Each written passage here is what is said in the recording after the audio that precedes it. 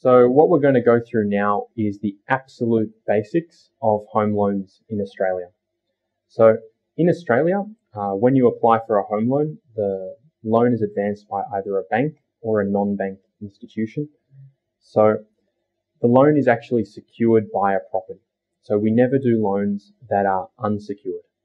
So what I mean by secured by a property is that if the customer doesn't pay back the loan, then the lender has the right to sell that property. They can take possession of that property and then they can then sell it. And that's the alternative way of repaying the debt. So you can have one loan secured by multiple properties. That's okay.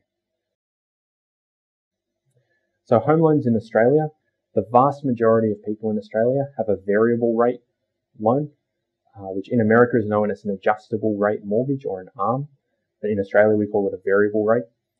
This means that the interest rate can change if the bank's cost of funds changes or if the Reserve Bank of Australia changes interest rates across the entire country, then that interest rate can change.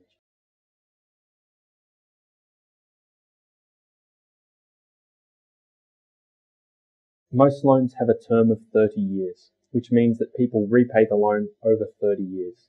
But most loans in Australia, you have a lot of flexibility. You can repay them earlier if you like, and as a general rule, there's no penalty to do so to the customer. So if they want to pay it off over 5 years or 10 years, they can do that.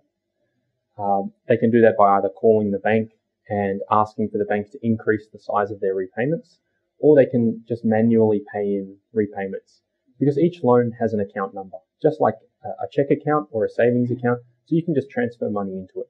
It's very simple. So if you pay off the loan earlier, there are no exit fees to pay off the loan. The only exception is with fixed rate loans. Most loans have what's known as a redraw facility, which what that means is that if you've got a loan of $100,000 and then your parents give you, say, $50,000, you can pay that straight onto the loan, and the redraw facility allows you to take it back at a later date. So it means then you can save interest on your loan by putting that $50,000 into the loan. And if you need to buy a car later on, you can take maybe $10,000 back out to buy a car. So it's very, very flexible the way that loans work in Australia. You can have a loan which has multiple loan accounts.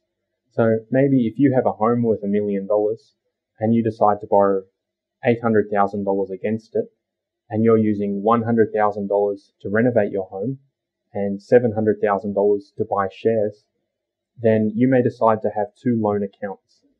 So it means they have different account numbers, and for all intents and purposes, they're like two separate loans, but it's secured on one property.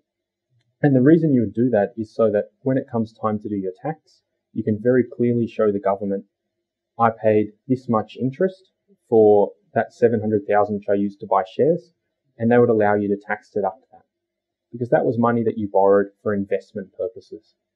So it was money you borrowed to try and make more money. Whereas the money that you borrowed to renovate your home is not investment purposes and you can't tax deduct that. That's the absolute basics of home loans in Australia.